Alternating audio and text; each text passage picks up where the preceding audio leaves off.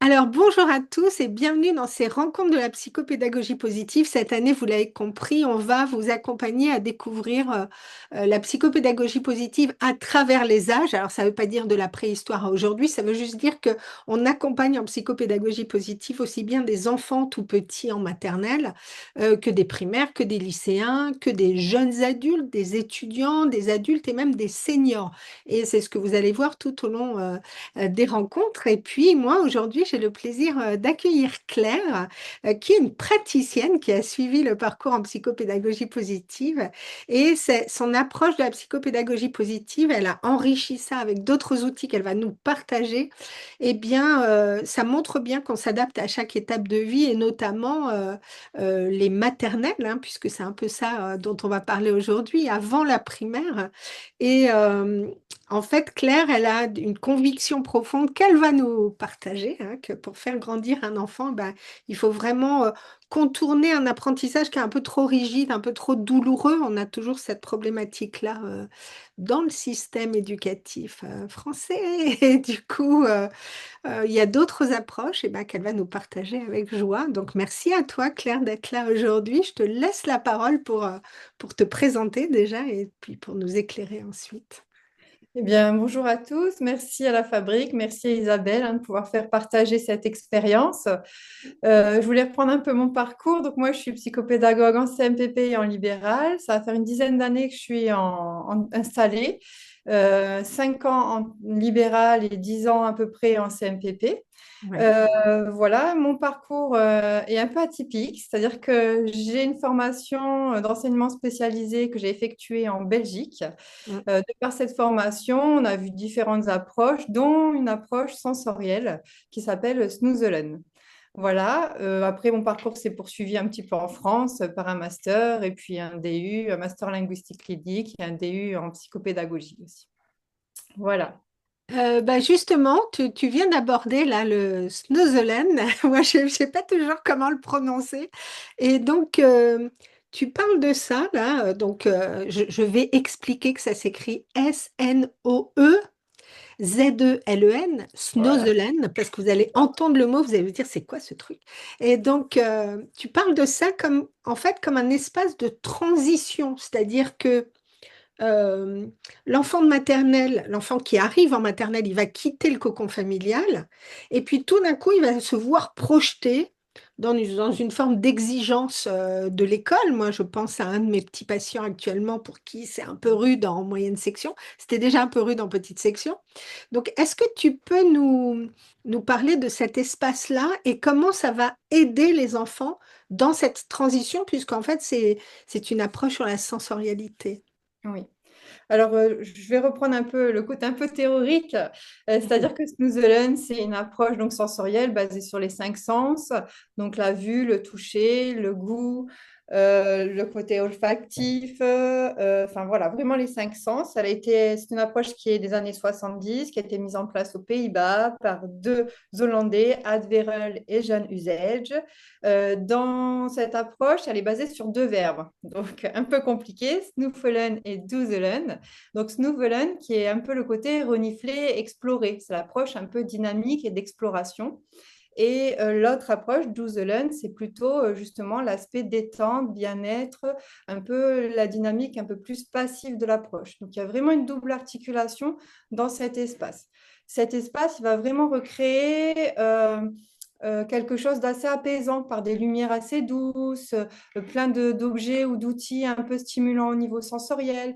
Il va vraiment, l'idée c'est de recréer une philosophie. C'est pas de recréer quelque chose de vraiment très directif. Enfin, voilà, l'idée c'est de laisser libre cours à l'imagination. Pour cet espace, justement, moi, j'ai aménagé un peu mon bureau, du coup, Mm. avec un petit espace que je remobilise parfois à chaque séance ou pas forcément, mais où il y a des outils un peu sensoriels. Et donc, ben, l'enfant, ils sont accessibles et l'enfant, libre à lui d'aller les chercher ou pas. Enfin, voilà. Donc, parfois, ça se présente en début de séance. Et Mhm. donc, ben, là, je crée de moi-même une transition pour impliquer l'enfant dans cette démarche. Et donc, ben, dès que le parent est parti, on va se mobiliser dans un espace avec une lumière un peu tamisée, avec, bon, moi j'ai une colonne à bulles dans mon bureau avec tous des petits outils. Donc, on va laisser explorer l'enfant.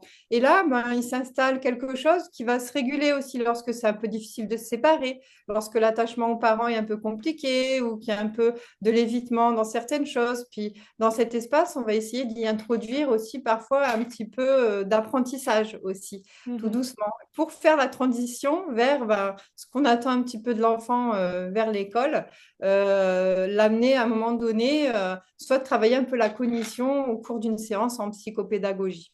Et puis à l'inverse aussi, je peux l'utiliser sur une fin de séance aussi, soit Ouais. en cours de séance et aussi sur une fin de séance, pour marquer aussi la ritualisation et vraiment à la fin de la séance. Ce qui est Euh, intéressant dans ce que tu dis, c'est que moi, j'entends que tu crées des conditions extérieures qui vont être très douces, très apaisantes, où on est beaucoup relié au sens, là où dans le système éducatif, on est beaucoup relié au cerveau, au mental, à la réflexion. Là, tu vas rentrer par une autre porte, en quelque sorte, si j'ai bien compris, et qui te permet ensuite, une fois que ça s'est posé, bah, ça va te permettre de mener, voilà, une séance en psychopédagogie positive. Cet espace-là, Snoezelen, il va te permettre de faire rentrer l'enfant en douceur, c'est ça? Voilà, oui.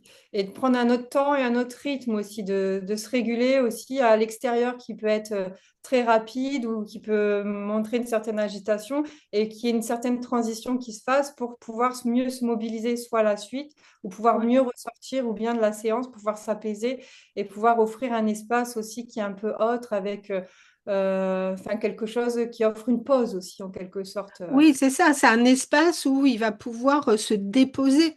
Mais du coup, toi, comment tu fais, que tu parles donc d'utiliser les sens, donc l'attention par les sens, concrètement, comment tu les utilises, ces cinq sens, pour capter l'attention d'un enfant qui arrive, qui est peut-être préoccupé par d'autres choses, il est ailleurs, il n'est pas incarné, ou bien il est hyper stimulé, tu vois, comment tu fais? Parce qu'à cet âge-là, on sait que c'est compliqué. On a l'impression que les activités, elles sont plutôt courtes. Oui. Donc justement, bah, l'espace il va permettre de se réguler. Donc on va laisser l'enfant explorer.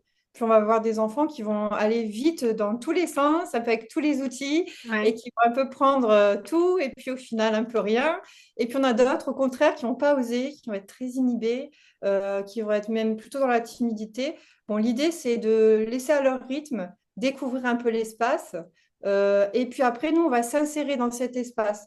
On va essayer de soit de mobiliser avec lui, se mettre un peu à sa hauteur, aller chercher des petits outils, enfin des petites choses, des petits objets sur lesquels ben, on peut percevoir de l'intérêt aussi. Et puis, on va l'essayer de s'immiscer dans cet espace et ce lieu qu'il est en train d'explorer. Et puis, si on voit qu'il y a un peu plus d'inhibition, ben, on va lui donner des idées. On va donner des petits jeux, des petits outils. On va voir des outils sur lesquels il est un peu plus réceptif ou ceux sur lesquels il est un peu moins. On va essayer de découvrir un peu avec lui. On va être vraiment Oui, tu à proposes en côté d'eux. douceur, quoi. Voilà, vraiment, on accompagne à côté d'eux. L'idée, c'est pas d'être dans la directivité et de se dire, bon, on va faire tel outil, donc il faut faire ça. Il n'y a aucune attente, aucune obligation. On va proposer des outils. Si on voit que l'enfant n'est pas réceptif, eh ben, on va passer vraiment sur un autre outil. Et puis, on va essayer d'aller chercher ce que lui va nous déposer. Donc, on va beaucoup se baser sur la spontanéité de l'enfant aussi. Mm, mm. Voilà. Oui, ça veut dire d'être vraiment bien, enfin d'avoir créé une alliance qui est chouette et d'être vraiment bien en contact avec lui pour saisir et comprendre. Est-ce que tu gardes les parents avec toi parfois ou jamais? Les parents avec moi, c'est plutôt rare. C'est déjà arrivé une ou deux fois lorsque, ouais, il y avait une espèce de, un peu collage au niveau de la relation. Et on a vu que c'était compliqué. Donc, en début de séance, le parent, il est venu dans l'espace pour Oui, pouvoir mieux se détacher. Donc, l'espace, il a permis aussi, ben, pour reprendre l'idée de transition aussi, hein, oui, de faire office d'eux, en fait. Il oui. a, il s'est mis aussi il a permis bah, à l'enfant, au lieu de rester en collage peut-être avec le parent, et d'investir autre chose. Et puis, et donc de mieux se concentrer et se mobiliser ensuite sur bah, ce qui va suivre soit pendant la séance ou soit ces petits jeux. Oui. Oui. Dans ce que tu dis, donc toi, tu as créé cet espace spécifique. Si je comprends bien, c'est quand même intéressant aussi, peut-être, même pour des parents, d'avoir ça chez eux, parce que je pense à, j'ai eu une discussion il y a quelques jours avec une psychopéda qui est aussi orthopédagogue, et donc elle garde le parent dans le cabinet quand ça se fait, avec un enfant qui a vraiment des difficultés pour verbaliser, etc., pour être en lien, dont l'attention est très douloureuse. Mais la maman, elle est sur son téléphone, dans la pièce, mais pas du tout en contact avec ni l'enfant ni avec la psychopédie. Donc, moi, je me dis, mais c'est pas possible. Si on refait pas un lien, s'il n'y a Mm. pas une triangulation, ça peut pas marcher, là. Le parent, il est à côté en train de scroller, ça marche pas. Exactement. Donc, Mm. pour les parents qui ont envie que ce lien se fasse et qui souhaitent utiliser aussi cette question de sensorialité, bon, tout le monde n'a pas ton espace, Non. Snoozelen, à domicile. Comment on peut créer ça, ou si une autre psychopéda se dit, ah ouais, bah, cette approche, elle me plaît vraiment, comment tu peux faire pour créer, de quoi a-t-on besoin pour l'intégrer dans un bureau qui est plus classique ou à la maison? Alors l'idée, c'est pas de recréer un espace sensoriel à proprement parler, Ouais. vraiment avec des lumières exactement, avec exactitude. L'idée, c'est de recréer une ambiance, que ça explore, ça puisse explorer le bien-être, qui est les cinq sens de fond, hein, qu'on ait des petits outils autour des cinq sens, et puis de recréer vraiment cette philosophie. C'est-à-dire, Mm. ben, on va chercher la petite musique, on va chercher la petite lumière tamisée, ou des petits faisceaux lumineux, on va chercher le côté auditif. Mm. On va aller vraiment chercher olfactif aussi parfois. Et puis Mhm. même parfois dans les Salzmouselen, quand on a des handicaps, enfin voilà, je repense à la Belgique aussi, Oui, dans des situations où on a des handicaps, bah, il y a du massage aussi qui vient s'entremêler à l'approche Snoezelen. Donc c'est justement une approche qui est aussi propice lorsqu'on est un peu fatigué de la fin de journée, etc., ben, d'une détente et d'une détente commune. Et donc, ça ouvre vraiment un autre espace-temps dans nos 5 minutes ou 10 minutes de la journée enfin, au sein de ce petit endroit, on va dire, Snoezelen. ouais, ça veut dire que par exemple dans un cabinet, moi par exemple avec mon petit patient, là, si on décide de se masser les mains, par exemple, parce que quand on entend massage, ça peut faire un peu peur, mais de dire on se masse les mains déjà, donc il y a quelque chose du toucher qui se détend. Et Mm, donc on est, ce que j'aime bien dans ce que tu dis, c'est qu'on est dans une approche où on va vraiment utiliser ce qui est très très plugué chez les petits, c'est-à-dire la sensorialité. mm, Je vois, j'entends, je goûte, même avant que la parole n'arrive. Moi, j'ai un mm. petit-fils qui va avoir 1 an. Il écoute les musiques, il écoute les histoires, etc. On voit qu'il est capté par l'ouïe, quoi. Enfin, Mm. donc, ou par le goût, etc. Donc, il a cette approche-là avant même d'accéder au langage. Donc, c'est super intéressant, ça, de Ouais. rentrer Bah, dans ce... d'ailleurs, c'est Piaget qui en reparle aussi, hein. Mhm. C'est un stade qui fait partie, c'est un stade sensorimoteur, hein, qui fait partie Ouais. du développement de l'enfant et qui est parfois oublié aussi dans ces Oui, instants parent-enfant, hein. On est tellement pris dans une rythmicité du quotidien que parfois on en oublie de faire des petites activités aussi autour de la sensorialité. On a beaucoup d'objets à la maison, surtout chez les tout petits, hein, qui explorent la sensorialité, mais parfois on oublie très rapidement que chez les plus grands, bah, ça continue quand même. On a encore ouais, besoin ouais, ouais. de manipuler, de faire un peu de peinture, de faire un peu de pâte à modeler, enfin qu'on a encore tous ces petits supports-là accessibles pendant un certain nombre d'années, et pas que seulement lorsqu'on est tout petit aussi, et qu'on a toutes Oui, ces... là-dessus, tu as raison sur la question de la manipulation. J'en parlais aussi dernièrement, de dire, c'est une maman qui me disait que son enfant n'arrivait pas du tout à comprendre la soustraction, etc. Je dis, mais prenez des petites billes ou des choses comme ça et faites-lui manipuler, parce que la manipulation, elle est souvent perdue quand ils arrivent au primaire. Ils ont beaucoup manipulé à la maternelle, enfin, et pas sur tous les sens, mais en tout cas, la manipulation est quand même assez présente. Et puis, ça se perd et certains ont encore besoin pour intégrer parce que on attrape le monde avec le corps, quoi, Oui. avec nos sens, hein. Oui, oui, c'est tout à fait ça. Et c'est vrai que dans cette manipulation, bah, même en partant sur des choses très sensorielles parfois, d'un bac à sable, rien que ça, d'avoir Ouais, un petit bac où on parle de sable magique aussi parfois, ouais, d'avoir ce petit sable et de construire quelque chose. Et puis d'un seul coup, on va se retrouver avec des simples pâtés de sable. Et puis on va se dire, ah, mais j'en ai combien? Ah, bah attends, faut partager, j'ai mon petit personnage. Et puis on a tout un vocabulaire qui arrive. Un vocabulaire qui est autour, ben, je pensais aux mathématiques parce que tu en ouais. parles. Mais ah, il faut partager. Ah non, mais lui, il faut ajouter. Ah, et puis on va introduire comme ça tout un langage, un vocabulaire associé aux mathématiques. Et au final, on va être vraiment, on est dans la sensorialité, mais aussi dans la manipulation. Et on arrive progressivement à placer bah, des apprentissages sans le vouloir. Et au final, on aura manipulé bah, déjà des partages ou déjà des petites additions ou déjà des... Enfin, on a tous ces prémices-là qui viennent s'immiscer dans le langage et dans ce qu'on va faire par les mains. Voilà. Oui, et puis c'est hyper intéressant parce que c'est de l'apprentissage par le jeu, parce que sinon on veut trop être dans les jeux éducatifs qui sont en fait du travail et qui, où ils n'ont pas de plaisir Oui. parce que les enfants sont quand même pas stupides, ils comprennent bien qu'on essaie de leur apprendre plein de choses et au bout d'un moment ils en ont ras-le-bol. Il y a un autre aspect, moi, qui m'intéresse aussi dans ce que tu fais, c'est la question de quand ils arrivent en maternelle, on va les installer dans dans du support écrit, hein. Donc d'abord, ils vont apprendre à tenir correctement le crayon, à commencer à tracer c'est une préparation pour le CP aussi. Mais pour certains, c'est douloureux, cet aspect-là. Et donc, ils vont rejeter, ils vont pas vouloir écrire. Et donc, il y a comme un évitement parce que euh, souvent, les petits, ils ont envie de réussir tout de suite. Ils ont beaucoup de mal à ne pas y arriver tout de suite.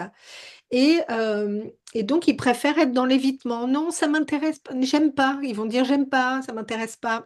Mon œil, en fait, c'est surtout que tu réussis pas tout de suite, donc ça te plaît pas.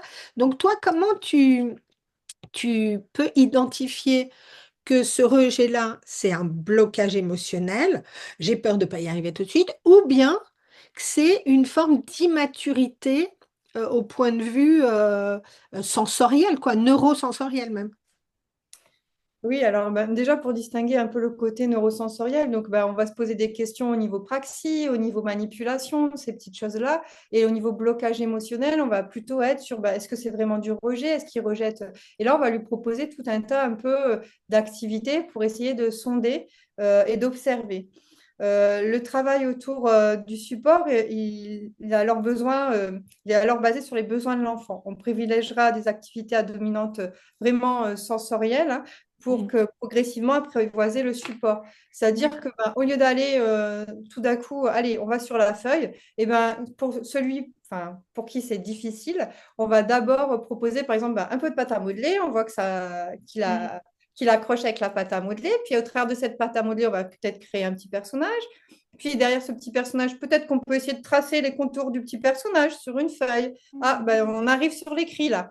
Et puis, ben, comment on peut l'appeler notre petit personnage? Ah, et puis ben, là, on a une tenue de crayon. Et puis, ben, voilà, aller comme ça progressivement. Et dans le personnage, on va avoir des lettres. Ah, tiens, on a Mm. quelques lettres.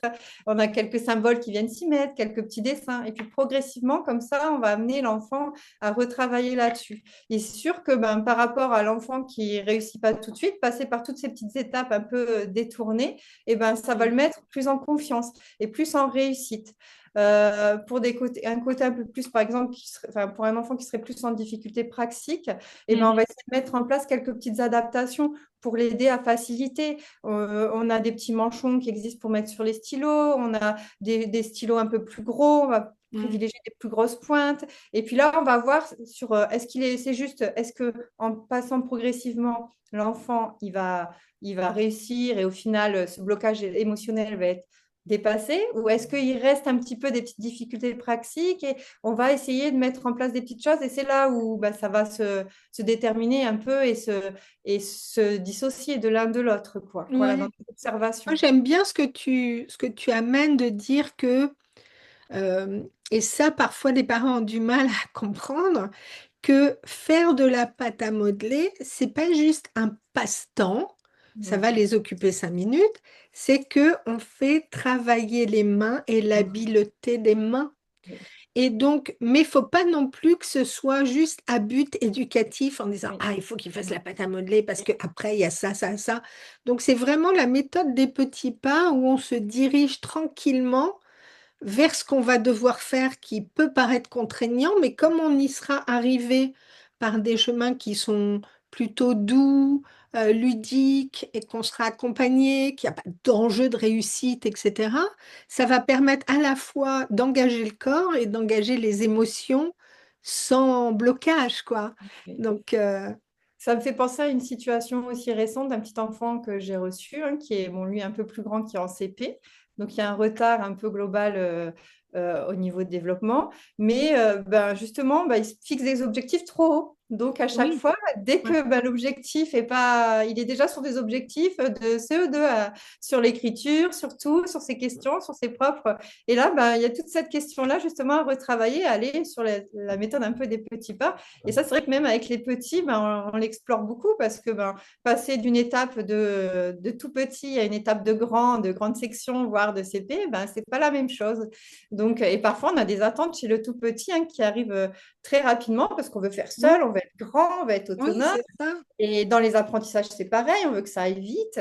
Et là, bon, c'est le tout, c'est d'ajuster tout ça. Et par le jeu, par ce qu'on va aller solliciter, que ce soit sensoriel ou par la manipulation, hein, des manipulations d'objets. Moi, j'ai des espèces de cubes tout bêtes, et j'ai des espèces de bouchons aussi tout bêtes, où ben, il n'y a pas forcément d'indication. Ça peut très bien aller de l'imaginaire à des mathématiques, à enfin, voilà, des petits chemins à créer. Enfin, voilà, on est vraiment sur des choses un Oui, c'est peu... vrai qu'on peut récupérer des objets du Oui, quotidien. Si tu dis des bouchons de, je sais pas, des oui, bouchons oui. de champagne ou j'en sais rien, Non, c'est des ça peut bouchons de être bouteilles d'eau. utilisé.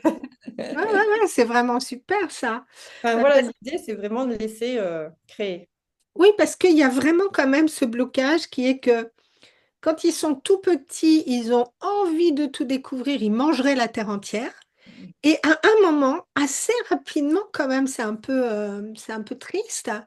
Il va y avoir le j'essaye pas, ou je fais pas, ou trop compliqué, ou j'y arrive pas. Donc, entre ce qu'ils imaginent qu'ils peuvent faire, ce qui est chouette, mais ce que le corps peut faire vraiment, il y a quand même un décalage. Et pour certains, ça va être assez douloureux quand même. Donc, quand on peut les accompagner dès très tôt à comprendre que, ben, par exemple, moi je dis souvent, tu t'es pas mis debout et tu t'es pas mis à courir et tu as marché parfaitement. Tu es tombé plusieurs fois et quand tu es tombé, tu t'es pas dit, oh là là, la loose, c'est fini, j'arrête, je vais plus jamais marcher de ma vie parce que c'est trop compliqué. Tu as réessayé. Donc, euh, donc ça, c'était vers 1 an. Et puis, vers 4 ans, c'est presque pour certains, ça se bloque déjà, tu vois. Donc, je sais pas, c'est comme s'ils intégraient la question qu'on attend d'eux quelque chose. Ils deviennent des élèves, ils rentrent dans le métier d'élève. Et Oui. puis, alors que bah, c'est un peu complexe et ça, c'est pas acquis directement. Donc, comment tu fais pour les engager, pour que ça continue à rester savoureux de découvrir ou je sais pas. Pour que ce soit, ben, c'est en fait, on va partir de leur imaginaire, de eux, leur jeu, Ouais. leur centre d'intérêt. On va partir vraiment d'eux pour pouvoir aller mobiliser ce qu'ils ont vraiment dans leur petit univers. Puis on va Ouais. t'imiter tout doucement pour vraiment leur donner le plaisir et l'envie d'apprendre. On va partir, si c'est une histoire de chevalier, on va partir là-dessus. Si c'est une histoire autre autour d'une poupée ou des poupons, les jeux faire semblant, ça c'est très riche aussi. Ouais. La caisse enregistreuse, qu'est-ce que j'ai pu jouer aussi avec cette petite caisse. Et alors, s'il y a un petit micro, c'est le plaisir. Et là, il y a une manipulation de pièces, d'objets. Enfin, voilà, on va faire le petit magasin, on va ajuster. Et puis bah, là, tout se concentre et on a un plaisir d'apprendre et un désir. Et au final, on apprend beaucoup de choses, mais sans s'en rendre vraiment compte. Et petit à petit, on va y ajouter ou y apposer des petites choses de l'apprentissage ou des gestes mentaux aussi, hein, donc comme Antoine Ouais. de la Garandrie, hein, des petites choses au niveau de la concentration, Oui, oui, oui. l'attention, la mise en projet. Enfin voilà, il y a tout ça qui vont être de l'application, qui vont être mis qui vont mobiliser l'enfant et peut-être pas tous d'un coup, peut-être progressivement. Et puis dans Oui, le jeu, on va essayer de se mobiliser par rapport à ça et de se mettre dans le jeu de l'enfant. Et là, ben, il y a des apprentissages qui arrivent, et même au-delà de ce qui pourrait être attendu parfois. Et on a des curiosités, richesses d'apprendre. qui suscitent vraiment ce désir et cette envie d'aller plus loin. Ouais, c'est Jean Château, qui est un vieux psychologue, qui disait le jeu, c'est mon métier en tant qu'enfant, c'est jouer. Il n'y a pas jouer et apprendre, il y a jouer me permet d'attraper le monde et d'apprendre. Et donc, c'est vrai que quand on voit par exemple une classe de maternelle, on se dit, bah tiens, il y a le coin de la dinette, du machin, comme si c'était on les occupe. Et puis Mm. par moment, on les occupe, ils s'amusent, et par moment, on va les asseoir, ils travaillent. Mais en fait, à tous les endroits, ça travaille. Ah bah oui, oui, oui, tout Donc à c'est ça qui est assez chouette. Et à tous les endroits, ça travaille. Et toi, tu rajoutes encore une dimension encore plus sensorielle avec cette approche-là oui, c'est de riche parce Snowzeland. que ils vont passer d'un espace à l'autre. Enfin, il y a vraiment et s'ajuster à la hauteur d'eux aussi. C'est ça qui est Mm, aussi en psychopédagogie qui est important. C'est à un moment donné, bon bah la table on la met un peu de côté et puis on y reviendra peut-être après. Mais peut-être qu'il faut commencer sur le sol, sur un tapis, sur un petit oui, espace un peu à côté d'eux, pour après venir se glisser tout doucement bah, sur l'espace table et venir jouer sur la table. Et là, on va travailler aussi une posture et sans le vouloir, on va travailler aussi tout ce qui contient un peu l'enfant en classe. Enfin voilà, rester oui. assis à sa place, enfin, ces petites choses-là, voilà. Oui, et c'est intéressant de dire qu'effectivement, de rappeler qu'un enfant de maternelle, il peut pas rester assis à une table pendant des heures. Ça marche pas. Parfois, les parents, ils me disent, oui, mais il tient pas en place. Mais déjà, moi, je ne tiens pas en place pendant 3 heures assise à mon bureau parce que notre corps, il a besoin d'être en mouvement et d'être ouais, dynamisé. Donc, un enfant tout petit, il y a quand même beaucoup Ça de a choses besoin qui de ne bouger. sont pas intégrées. Et notamment, j'aimerais bien qu'on aborde ça aussi, la question des fonctions exécutives. Dans les fonctions exécutives, euh, il y a des morceaux qui vont se mettre en place au fur et à mesure. Et voilà, est-ce que tu peux nous réexpliquer cette histoire de fonctions exécutives et notamment celles qui, en maternelle, vont être un peu plus, sont en plein développement et qu'on ne peut pas attendre spontanément d'un enfant? Oui, dans les fonctions exécutives, bah, ça va être tout ce qui est organisation des tâches, sérier, organisé, enfin, ça va être vraiment sur ce versant-là. Ouais. Et donc, la concentration dont ça va faire preuve, pouvoir organiser ses idées, Oui, vraiment sur ça. Et donc, bah, on peut utiliser toutes ces compétences via ben, ces petits jeux-là, oui, donc faire semblant dont on vient de parler, mais aussi via des petits jeux support aussi, hein. oui, Donc, ces petits jeux, donc par exemple, moi j'en ai quelques-uns hein, oui, qu'on trouve aussi, hein, comme les petits doubles, les petits triomino juniors, les bazars bizarres, les batawaf, ou des jeux un peu plus scénarisés que les enfants adorent et sur lesquels ils vont venir volontiers se mettre autour justement de la table et venir oui. jouer, comme bah, les chops lapins, les barbecues parties, etc. Ouais, ouais, Et aussi, bah, autour de ces apprentissages, eh ben, on va y glisser, enfin, autour de ces petits jeux, on va ouais, y glisser un peu de vocabulaire aussi, un peu de bah, oui, voilà, comment on accompagne. Mais aussi, au travers de ça, il y a d'autres enjeux, c'est-à-dire bah, c'est se mettre d'accord, attendre son tour, oui, euh, ouais, pouvoir s'organiser, par exemple, si j'ai des petites pièces ou des petites choses à organiser devant soi. Les petits dés, ça se familiarise aussi avec les constellations des dés. Enfin voilà, on a des petites choses qui arrivent progressivement. Bon, évidemment, les jeux, il faut qu'ils soient adaptés en fonction des âges. oui, oui, adapté à l'âge, bien sûr. Ouais. Voilà, on va partir sur des modèles à chaque fois juniors, enfin, et on va bien regarder, solliciter, pour pas aller chercher des compétences qui soient aussi un peu trop compliquées pour l'enfant, mais vraiment, et on va aller faire un peu ce que tu disais là, de muscler aussi ses fonctions exécutives, c'est-à-dire Oui, on va aller faire tous ces petits jeux-là pour aller chercher l'enfant sur ses capacités d'attention, de concentration et renforcer tout ça pour qu'en classe, ce soit plus doux aussi pour lui, qu'il vive des choses aussi enfin, au niveau de la concentration ou de l'attention, qui parfois, bon, on a des attentes aussi de l'extérieur et des pressions aussi, ben voilà, hein, qui sont propres et légitimes à l'enseignement, hein, voilà, et du mm, cadre scolaire. Et donc, pour que ce soit peut-être parfois un peu moins vécu, enfin, de manière violente pour l'enfant, ben, voilà, on va les muscler tout ça et puis s'entraîner un petit peu à travailler un peu sa concentration visuelle, sa concentration auditive. Enfin, voilà, on va aller vraiment chercher tous ces petits cinq sens-là via les petits jeux et puis bah, de rester sur une activité un peu plus longtemps aussi pour mm. permettre qu'en classe, bah, ce soit un peu moins compliqué aussi. Et des jeux qui sont aussi des jeux, j'allais dire des jeux physique dans lequel on interagit avec l'enfant et Mm. pas seulement parce qu'on a compris que les jeux sur écran, c'est pas forcément génial et les tablettes pour les moins de 6 ans, oublions. Euh, mais c'est une solution de facilité, hein, parce que c'est vrai qu'un enfant devant un écran, il va nous fiche une paix royale, mais il n'interagit pas, il interagit avec personne ou avec des surfaces plates en faisant ça. Dans le jeu de société ou le jeu de cartes dont tu nommais, des jeux de dés, etc. Ce qui est intéressant, c'est il y a la question de l'altérité, on est avec l'autre, et donc on va devoir, comme tu disais, attendre son tour, alors qu'on n'a qu'une envie, c'est d'y aller parce qu'on veut gagner et que notre impulsivité est au max.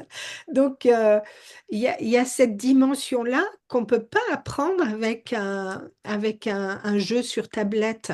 C'est-à-dire que le jeu sur tablette, en fait, moi, bah, tu as toujours le dessus en quelque sorte. Alors que là, quand tu es avec quelqu'un d'autre et qu'on te dit, bah non, c'est pas à ton tour, c'est pas à toi de jouer. Si on est à plusieurs, c'est encore pire. Parce qu'il Mm. y en a pour qui c'est très difficile, hein, de pas avoir, enfin, que le contrôle inhibiteur soit en place, là, qu'ils arrêtent d'être ultra impulsifs et ou de vouloir gagner. Je répète à ceux qui nous écoutent qu'il ne Oui, faut impérativement pas laisser les enfants gagner et les mettre dans l'illusion qu'ils sont dans une forme de toute-puissance. De temps en temps, on peut le faire si on voit qu'ils sont un peu démotivés, mais vraiment, il faut jouer réellement, oui. quoi, Mm, avec des règles qui sont les règles justes, et que cette interaction-là, ça apprend aussi le vivre en société au sein d'une classe, quoi. Il y a oui. cette dimension. Et j'ajouterais par rapport aux petits jeux aussi, parfois on fait une partie, puis parfois on n'en fait rien de cette partie. C'est vrai qu'on en fait Oui, une, puis deux. Et puis ben, moi j'aime bien ça à la fin, c'est de noter un peu nos petits scores ou noter des petites choses oui, autour de ce qu'on en a pensé de ce jeu. Ou... Parce que du coup, ben, il se passe autre chose. C'est-à-dire que ben, sur une partie, c'est pas juste un point, on peut se rattraper en fait. On peut mettre en place des choses pour dire, ben, c'est pas juste j'ai perdu, j'ai gagné, mais peut-être que ben, j'en suis là maintenant. Et c'est un peu comme les petits pas. Et oui. pour la prochaine partie, je vais monter, je vais progresser. Ben voilà, de visualiser ça sur plusieurs parties aussi. Et pas seulement que dans de l'apprentissage ou dans d'autres choses. Enfin, voilà, je trouvais intéressant aussi de pouvoir mobiliser ça aussi au travers de plusieurs parties d'un même jeu. Parce que parfois, on a des enfants aussi ben, qui sont dans la répétition et qui ont besoin de Oui, cette répétition et qui oui. adorent ça parce qu'ils adorent ce jeu. Et qu'est-ce qu'on en fait? Ben, c'est toutes ces parties qu'on va faire aussi. Je sais pas, moi j'avais un enfant qui chope lapin, adorait ça parce que le lapin sautait à un moment donné. Alors du coup, il y avait ce côté, bon, qu'est-ce qu'on va faire de nos carottes? Ah, ben, on s'est mis à compter nos petites carottes. Et puis bon, Oui. bah, au départ, on n'a fait qu'une partie, puis une deuxième. Ah, ben, et puis il faut les classer, il faut les mettre dans des petits pots. Puis on s'aperçoit que ces petites pots, si on les charge trop, bah, ça ne tient pas, ça se renverse. Alors qu'est-ce qu'on peut faire? Ah, ben, il y a plusieurs petits pots, ou peut-être on peut créer un autre petit pot. Enfin, voilà, c'est ben, dans les fonctions exécutives, il y a le jeu, mais il y a tout ce qui peut se passer aussi autour de ce jeu. Et Et c'est comment on va intéressant de dire de le euh, sortir de juste on fait et après on passe à autre chose. Là, c'est on fait et on prend de la hauteur pour voir ce qu'on a fait. Ça, c'est quelque chose qui va être utile tout au long de la vie. mm, D'être à la fois, je sais pas, moi j'accompagne des équipes, ils sont dans des projets, après ils passent à autre chose et ils prennent pas le temps de débrief, de dire qu'est-ce qui a fonctionné, qu'est-ce qui a moins fonctionné, qu'est-ce qu'on pourrait faire autrement. Et là tu dis que ça, on peut déjà le mettre très tôt en place, effectivement, en ayant un regard sur ce qu'on vient de faire, en appuyant sur pause et en se questionnant, et pas juste être dans faire, faire, faire, produire, agir, qui ajoute, je trouve, une forme d'agitation motrice et cérébrale, tu vois. Oui, oui, et parfois on reste sur un jeu sur toute une séance, alors que c'est un jeu qui peut être très très rapide, et c'est des Ouais. parties de 10 minutes. Mais au final, ben, on a développé plein de choses autour de ce jeu. Alors même si on a fini la partie, ben, derrière on est resté à soit discuter du jeu, soit en parler, soit ben, inventer autre chose autour de ce jeu, ou soit Mhm. ça a été l'opportunité d'ajouter des petites carottes autrement. Enfin voilà, enfin, voilà, il y a tout des petits appuis par des jeux qui nous paraissent parfois anodins et parfois même prétexte où on peut détourner aussi, aller chercher d'autres petites choses pour pouvoir prendre, comme tu dis, un peu de hauteur et être un peu dans cet aspect un peu aussi métacognitif, quoi. Ouais, On c'est ça. apprend à apprendre, enfin Ouais, voilà, hyper, ouais, c'est on hyper. regarde un peu comment on a procédé, qu'est-ce qu'on a fait. Et c'est vrai que bah, dès petit, au final, bah, on arrive à se mobiliser des petites choses et à mettre en place ces petites choses. Oui. Oui, oui, c'est pas parce que euh, l'enfant ne parle pas très bien, par exemple, que il n'y a pas toutes ces fonctions exécutives ou tous ces mécanismes qui se mettent en place et qui vont lui servir plus tard. Là, je pense aussi à l'approche en gestion mentale d'Antoine de la Garandrie. Nous, on a sur le parcours une initiation à cette approche-là avec Valérie Echenlob. Et quand un enfant n'a pas encore un langage qui est très structuré, c'est un peu difficile, même le langage intérieur qui n'est pas super structuré, toi, comment tu peux lui faire vivre dans la gestion mentale, on sait qu'il y a la question de l'évocation, qu'est-ce qui se passe dans ma tête quand je fais, il y a la question du projet, donc du projet de sens, est-ce que mon projet c'est de comprendre, est-ce que mon projet c'est de me rappeler, etc. Bon, bref, de mémoriser. Et puis aussi la question de la perception aussi, comment je perçois et ensuite comment j'évoque et ainsi de suite. Comment tu fais pour faire vivre ça, ces gestes mentaux? Avec des enfants chez qui le langage, il n'est pas pleinement acquis ou dans lequel il n'y a pas mille nuances. Et bien, on va passer surtout, bah, comme on le disait juste avant, avec le petit jeu, hein, par le faire en fait. On va Ouais, essayer de passer et de mobiliser par la manipulation. Donc, ouais, par exemple, un jeu de voiture au sol, une poupée à nourrir, un chevalier ouais, en pleine bataille. On va vraiment travailler via son imaginaire. On va aller d'accord. chercher un peu son attention, sa concentration, sa mise en projet, justement. Ah, Ouais, ben, tu veux parler d'un chevalier ou tu veux faire, tu veux jouer à la poupée. Alors, vas-y. Alors, qu'est-ce qu'on va mettre en place? Un papa, ouais, une maman? Ou est-ce qu'il va falloir quelque chose pour le changer? Est-ce qu'il faut préparer son petit sac? Bon, bah allez, on va créer peut-être sur un simple dessin de papier rapide. Allez, il lui faut le lait, il lui faut sa couche, on va créer ouais, comme ça. Et puis, bah, on va organiser. On va organiser, on va mobiliser tout ce qui est concentration, attention, on va le mettre en projet. On va pouvoir travailler aussi la mémoire parfois. Oh tiens, j'ai pas oublié quelque chose. Ah bah tiens, mm, euh, qu'est-ce qu'il y avait déjà? Je me rappelle plus. On avait pris ça, ça, ou si on revient d'une séance à l'autre. Enfin oui, voilà, on va le mobiliser de cette manière-là. Ou après, on va se dire, ah mais moi je me rappelle qu'il y avait ça, ça. Peut-être qu'on peut faire d'autres choses en plus. Est-ce que tu as pensé? Ah mais oui, cette fois-ci peut-être qu'on pourrait essayer, je sais pas, de travailler autour de la poussette, enfin faire quelque chose avec une oui, poussette. Donc, enfin, voilà, si on a un peu ce matériel-là dans son bureau. Ou oui, après, si on n'a pas le matériel, bah, peut-être que si on vient sur la poussette, bah, on peut lui dire bah, peut-être ou un petit lit, lui faire un petit lit, un endroit où on peut faire un oui, petit lit. Enfin voilà, de détourner un petit peu voilà, de cette manière-là. Bon, bah, est-ce que j'ai une boîte, j'ai une feuille blanche? Allez, bah, cette feuille blanche, ça va être son petit lit. Moi, je vais rechercher dans mon matériel ouais. j'ai quelques couvertures, donc une petite couverture, un petit coussin.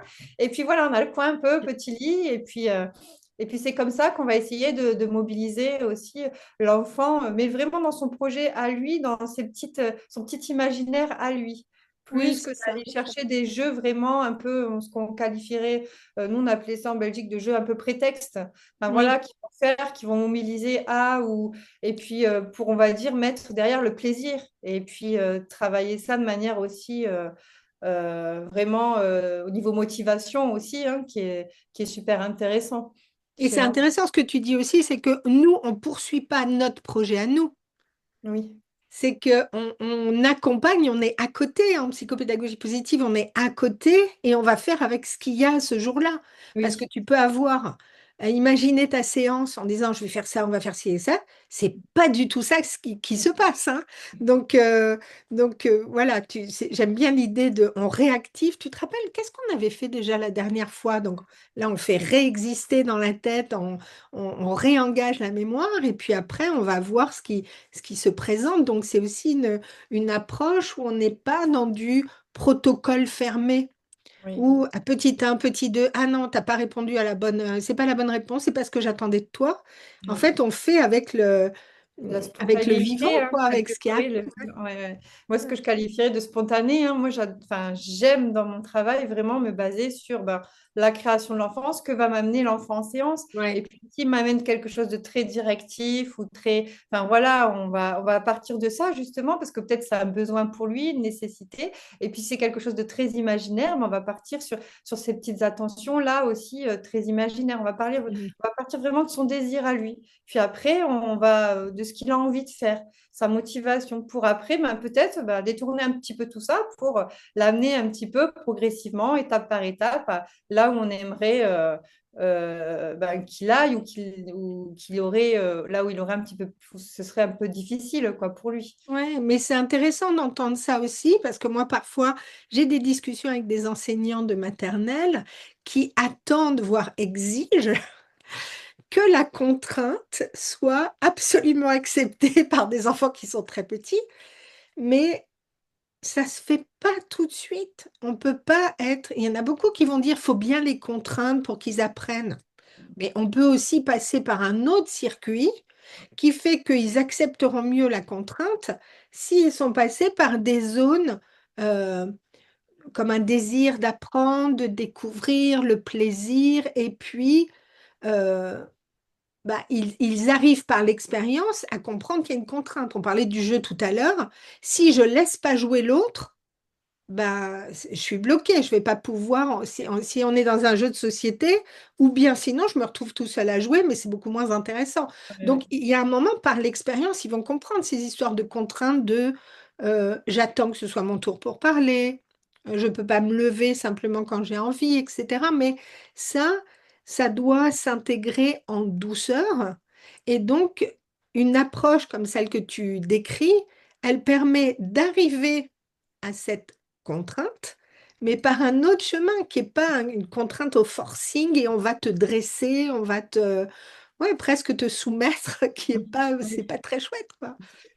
Et en Belgique, on parlait beaucoup de situations mobilisatrices pour les Mm, collectifs, justement, de mm, mettre en place une situation qui mobilise l'enfant au début d'une séance pour vraiment aller chercher au niveau de sa motivation générale, pour chercher le collectif, hein, le groupe, ouais, vraiment sur cet aspect, voilà, qu'est-ce qui va motiver les enfants de cet âge sur telle notion mathématique ou sur telle notion de grammaire? Comment on peut l'amener pour aller chercher l'enfant sur qu'il y a un élément qui lui dise, ah oui, là, je vais me mettre justement en projet mm, mm, et je vais aller mobiliser quelque chose. Et peut-être chacun va en retenir quelque chose de différent ou va être ouais, motivé par quelque chose de différent. Je pense, par exemple, parfois, il se peut qu'en plus, en fonction de l'enseignant, on ait plus des terrains.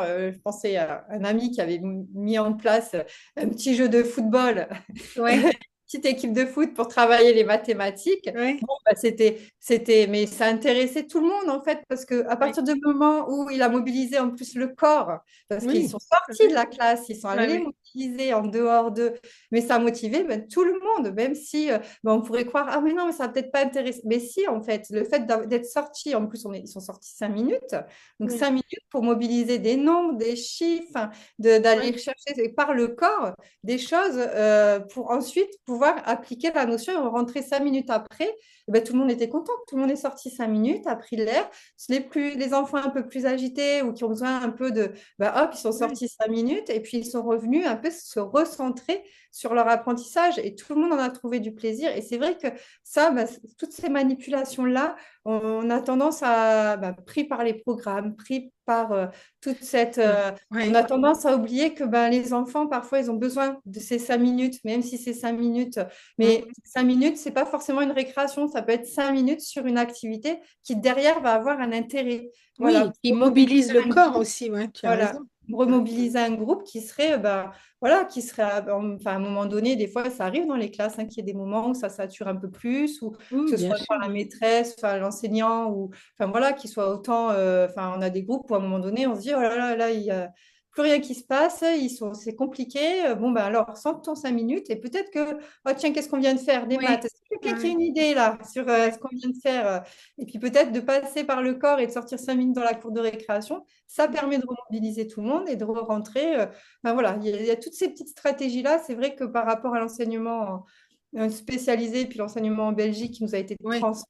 Enfin voilà, il y avait ces petites choses-là qui sont très intéressantes et de Oui, oui, passer. ça semble petit, c'est pas compliqué à mettre en œuvre. Après, il y a une volonté de se dire, je vais tester, je vais voir le bénéfice que ça va faire dans ma classe, hein, effectivement, que les enfants bougent. La peur, c'est si on les fait bouger, après, on peut plus les recontrôler.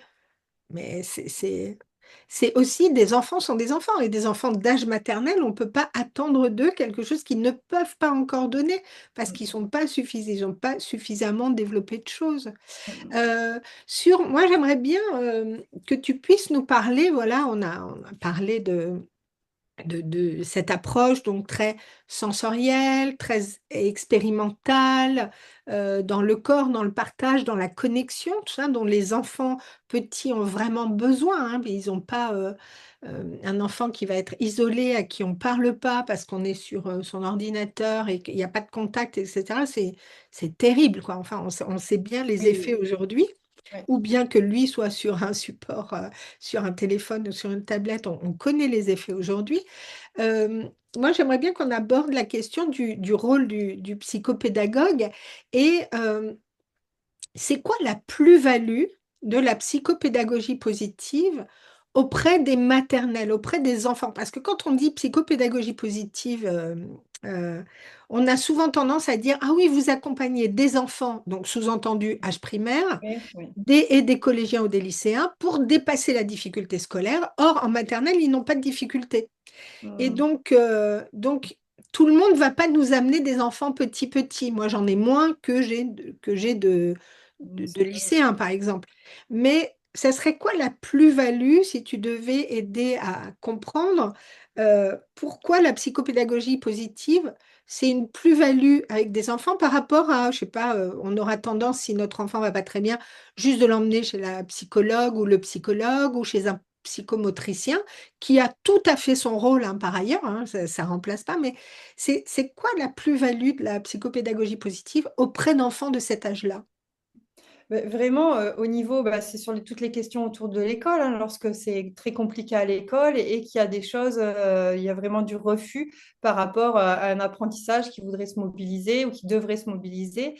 Et là, ça va être vraiment sur tous les petits prérequis d'apprentissage. On va pouvoir aussi guider, accompagner le parent là-dessus, parce que parfois, on a des parents qui sont aussi un peu perdus par rapport à ce qu'on attend d'eux à l'école, qui sont, enfin voilà, qui sont parfois sur des choses aussi encore de petits, ou au contraire sur des exigences déjà de grands. Donc, c'est Oui, d'ajuster un peu tout ça.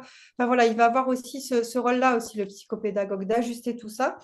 Et vraiment, c'est dans sa capacité donc à s'insérer dans les différents champs d'activité aussi. C'est-à-dire que le psychopédagogue, il va pas aller. Enfin, il se peut que l'enfant vienne pour une difficulté, soit être trop émotionnelle par rapport au oui, lien avec l'école, soit par rapport à l'écriture. On sait très bien aussi que le psychomotricien pourra y répondre également. Mais si au-delà de ça, il y a des blocages vraiment par rapport à l'école de manière générale, là, ben, peut-être que la psychopédagogie, elle a tout son rôle à jouer parce qu'on n'est peut-être pas que seulement dans le rejet de l'écriture, en fait, on est peut-être aussi dans un rejet de l'école et un mal-être aussi à l'école. Donc, oui. retrouver sa place et son plaisir d'apprendre, c'est tout autant important que de ne pas être aussi blessé avec tout ça dès les classes maternelles et de pouvoir se réinvestir et se mobiliser et de se couper de tous ces petits projets dès les petites classes, en fait, parce que c'est très dommage pour ces classes futures aussi. Donc Oui, là, c'est ça, ça a une incidence, c'est sûr. Et donc, en psychopédagogie positive, on a quand même cette approche tête-cœur-corps qui fait que on va aller naviguer sur cet axe. Peut-être qu'à un moment, comme tu disais, on va travailler sur, on engage le corps, on engage la sensorialité, on fait des activités autour de ça. À d'autres moments, on sera plus dans quelque chose de plus émotionnel, donc, et peut-être avec l'histoire de l'imagination, du symbole, et quand on travaille avec des petits personnages, peut-être qu'on va plus être dans faire réfléchir, faire voilà, penser l'activité ou la mémoire et ainsi de suite. Donc, nous, on travaille sur cet axe-là qui fait que il n'y a aucun endroit qui sera oublié. oui, oui, Tu oui. vois, Et le par les psychologue, il va supports. plus faire parler. Moi, bon, je suis psychologue aussi, donc je sais bien, mais on va plus faire parler, on va essayer de mettre en mots, etc. En psychopédagogie, on met en action. Mm. aussi. Oui, oui. Surtout Hein. ça, être acteur dans son petit projet d'élève, déjà, d'ores Ouais, et déjà.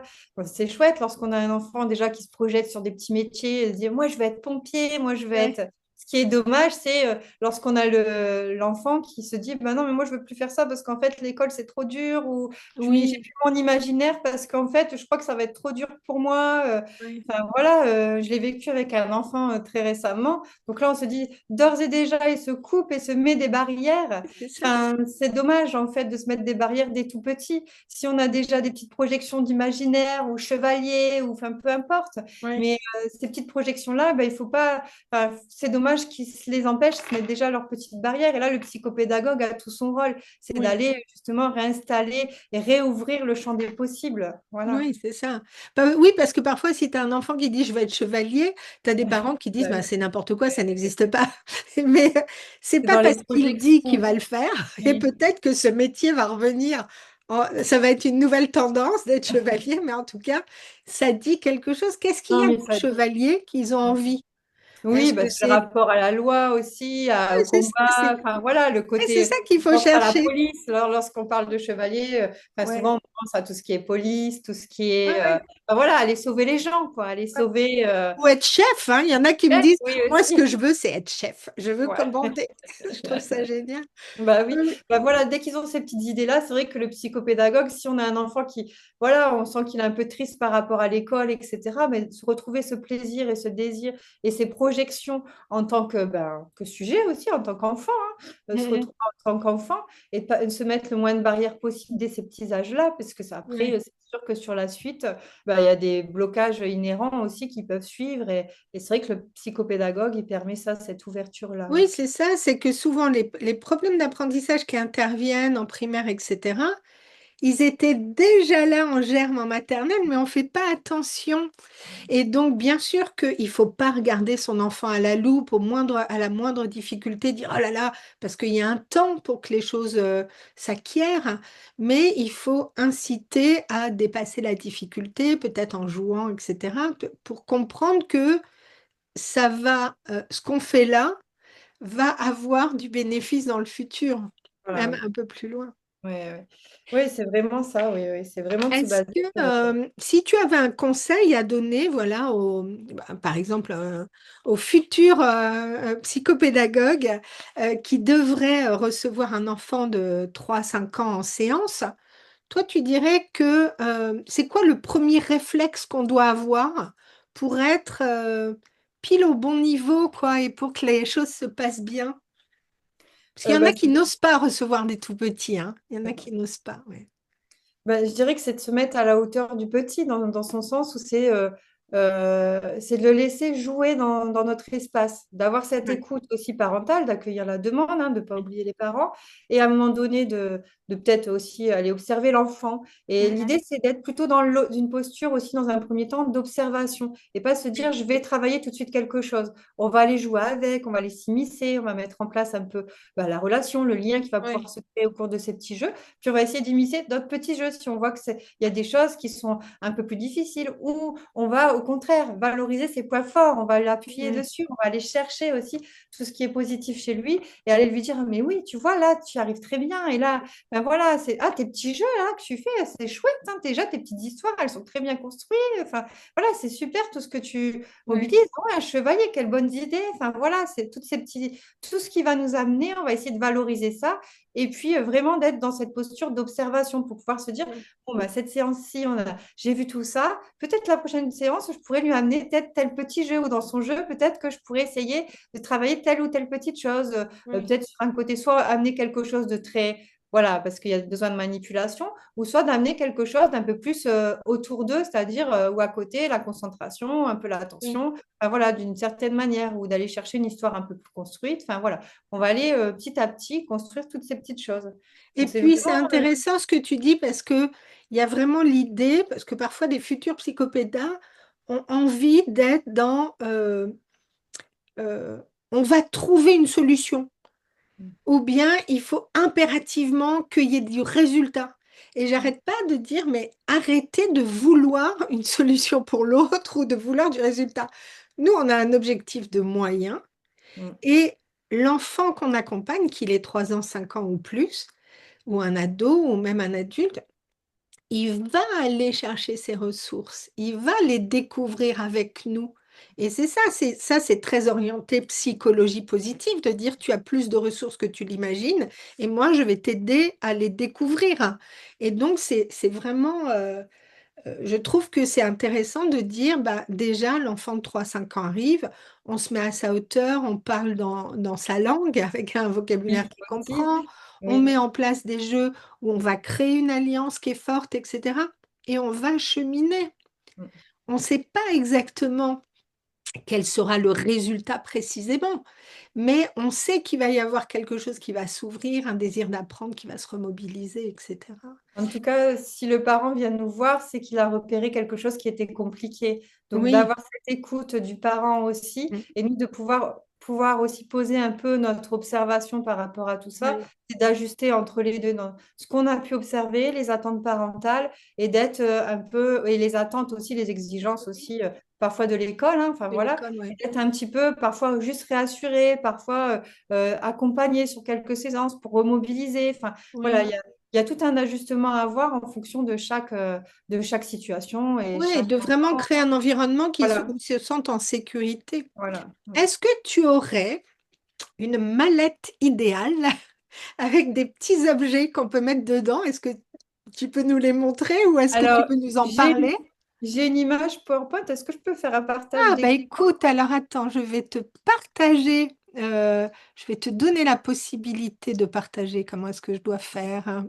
Euh, vous voyez que c'est un peu. Alors, je t'autorise à partager. Voilà, si tu veux bien nous montrer la mallette idéale. Et j'espère que ça peut Voilà. inspirer aussi des parents, hein. Oui, là, j'ai mis surtout des outils sensoriels et je vais Oui, vous montrer super. aussi d'autres. Là, vous voyez, hop, attendez, je mets, voilà. Oui, on voit bien là, ouais. Donc là, on a vraiment les côtés un peu lumineux sur ici. Donc Ah avec des fibres, ça j'ai dans mon bureau là, les fibres, la colonne à magnifique. bulles aussi. Oui, ah, J'ai une génial. lumière aussi, voilà. Après, pour les plus petits aussi, on a la petite tortue là qui est bien parce qu'elle a tout un... Enfin, il y a une musique, une petite musicalité, elle a un plafonnier aussi, ça pour la maison, c'est très intéressant. Des petits instruments de musique type bâton de pluie qui régulent pas mal aussi, ça, c'est très intéressant. Bon, là, il y a un petit home drum aussi qui fait un peu des Ah oui, sonorités. ça c'est super. Tu vois, le bâton de Voilà. pluie, moi, c'est ce que j'ai offert à mon petit-fils. Il adore, hein, et moi j'adore aussi. Donc on écoute tous les deux le bruit de la pluie. Là, ensuite, en dessous, en bas, c'est plutôt des outils un peu olfactifs. Bon, c'est des petites boîtes, on peut glisser des petites choses qu'on a ramassées, par exemple, même à la maison avec les parents, hein. Des petites choses qu'on a ramassées, des épines de pin, voilà, les odeurs qu'on aime, aussi mettre un peu de vanille. Et puis, on peut renifler, les mélanger, essayer de renifler, les retrouver. Voilà, pour travailler le côté Travailler aussi ça. Super. olfactif. Le petit tapis très doux. Euh, Mmh. voilà, quelque chose de très doux et qui va laisser des marques, c'est-à-dire qu'il faut un poil un peu long. C'est-à-dire que Ah moi, j'ai oui, beaucoup d'enfants qui laissent des traces sur ces tapis-là.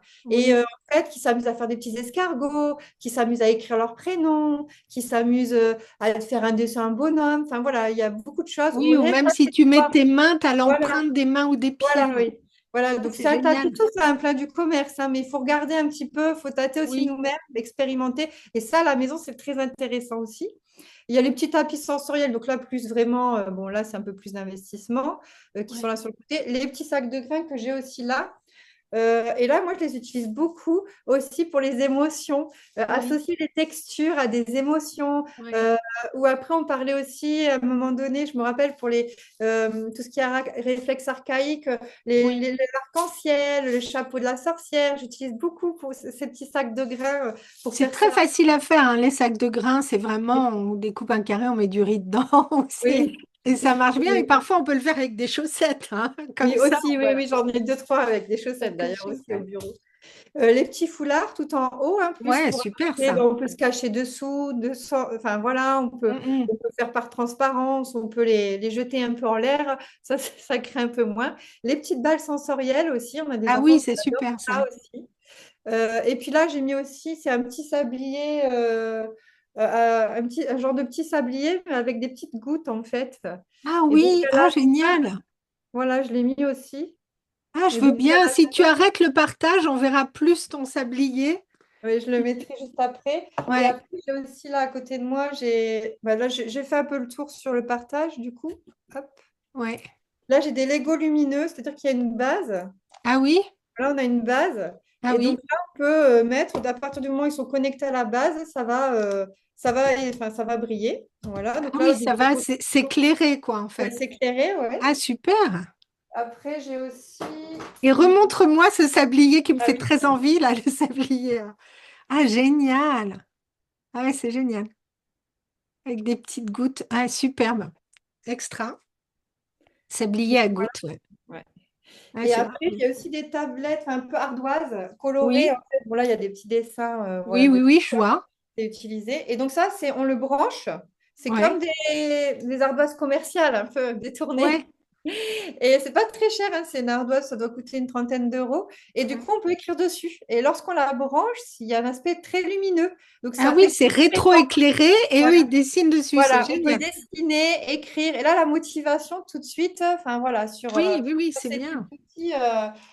Voilà, après les petits livres aussi, hein, voilà, chez les petits, ce qui fonctionne. Oui, ouais, ouais, ça Les c'est. petits livres sensoriels, Ouais, à toucher, des livres à sentir aussi ouais, parfois. ouais, ouais.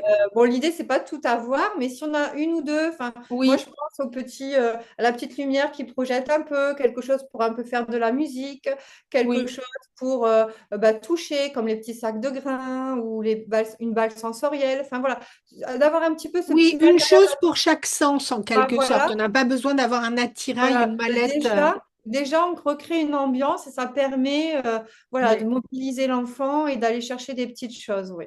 Bon, Mm. après, et puis sur les autres petits jeux, forcément, comme des petits puzzles très basiques hein, de 9 pièces. Ouais, Enfin, voilà, après, tous ces petits jeux-là qui correspondent plus au contexte scolaire aussi hein, pour les tout bien petits. sûr. Un petit jeu de société, des petites choses pour des jouets à faire semblant, une Ouais, petite caisse enregistreuse ou une petite poupée. Enfin, voilà, de ce type-là. Les Lego, j'en ai parlé là, mais ça ouais. peut être du Lego Oui, bien classique sûr. ou du Capla. Enfin, Ou du voilà, ça, capla, oui, oui. c'est. Et puis la peinture et la pâte à modeler aussi, hein, qu'on n'oublie Ouais, pas derrière, qui pourra servir pour tout le monde aussi. ouais. Mais voilà, oui, tout ce qui est Extra. peinture et pâte à modeler, oui. Moi, j'ai beaucoup aimé, Claire, si je dois conclure notre discussion, j'aime beaucoup cette approche où voilà, tu réintroduis avec des objets qui semblent d'une simplicité incroyable, cette question de la sensorialité. Le psychopédat, il accompagne à faire rentrer le monde par le corps et donc par tous les sens. Si je dois retenir vraiment quelque chose que je trouve formidable dans ce que tu nous as montré, c'est cette approche-là de sensorialité et qui fait qu'ensuite on prend un chemin qui est un chemin doux et très accompagné pour aller vers des exigences qui sont l'exigence de l'école, de la maternelle, qui vont être l'exigence de la primaire, etc. Et, euh, et voilà, j'aurais presque envie d'être à nouveau petite et de venir te consulter pour voir ton Faut truc à venir à bulles, etc. Montpellier. En Mais tout écoute, cas, grand merci à toi, Isabelle. J'ai pris merci plaisir à beaucoup, Claire. On partager. mettra tous les renseignements te concernant ben, en dessous de la vidéo. Donc, tous ceux qui nous ont vus te retrouveront avec grand plaisir. Merci de nous avoir donné ce temps-là. Voilà, cette discussion, elle démarre les rencontres de la psychopédagogie positive, puisque ben, on démarre avec les maternelles. Et je te remercie encore et je te dis à très bientôt et à très bientôt à tous pour les suites de la rencontre.